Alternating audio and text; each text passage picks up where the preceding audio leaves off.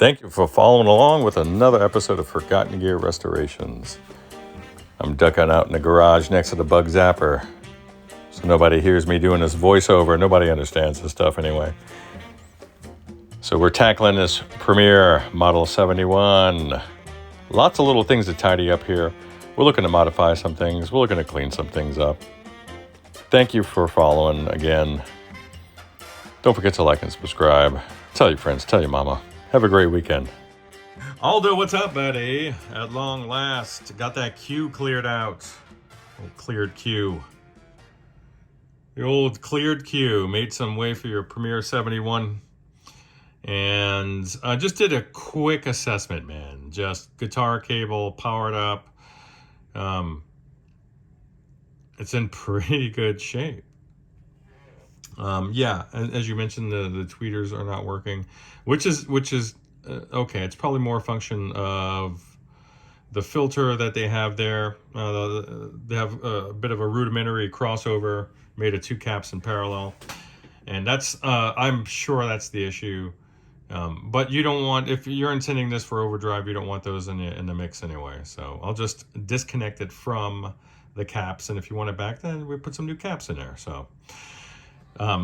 As you know, this is just hanging on for dear life. The holes are reamed out just through the years. And the same thing with the lower panels along these cleats here on the side. So that's okay. All that stuff is totally okay. I'm gonna fill those in, and then I'll look to see what I have in my stash. So I'll make some little repairs there along the sides, just so this thing is going to be nice and seaworthy, as it were. But I like the construction. They make it easier for the tech with this umbilical cord here, which is really nice. Just an octal socket that they have wired up directly, pin for pin.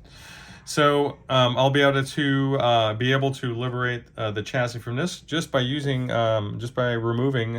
4 machine screws, which is really nice. You can see 2 of them there with these slotted head fasteners, which is always a nice hallmark of the 50s, right? So we'll get that removed, and then we can move forward. All right, Aldo, what's up, buddy? So there was a prior tech in here, did a pretty good job. Not the best. I'm not the best either, right? Nobody's the best, but a valiant effort. Your cathode resistor for your bias is unbypassed. We're going to bypass it because we want to bring up the gain. This has drifted from 200 all the way up to almost 500. That's way too cold. I'm going to put a beautiful ohmite, a 250 ohm 8 watt resistor here. These are just beautiful. These little brown devils, they call them. That's going to go there. This little guy right here needs to be changed ASAP. I'm going to work on brightening up your mic channel and just increasing gain throughout, so we have some nice breakup and overtones. And we'll see how the speaker stands up to it. I know you have some options, so stand by. All right, there we go. Looking nice there in the bias section, huh? Then this little guy, just nasty. Good Lord, these are the nastiest if you ever have to handle these. You don't even want to touch them. They're always roached out. It's replaced with this little Panasonic ECQ. We are clean and retentioned.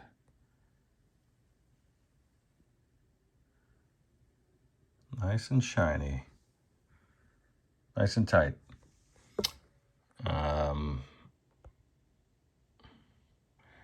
So this power transformer got pretty hot. Some of the potting wax evacuated. That's okay. We were working on brightening up that mic channel.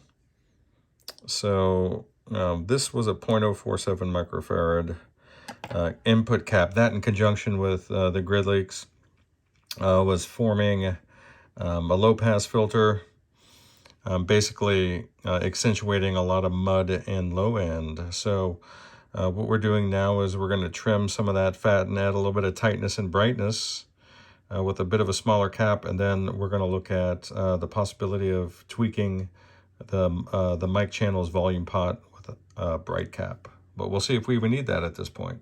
But it might be a nice option, so something nice and subtle for some sparkle.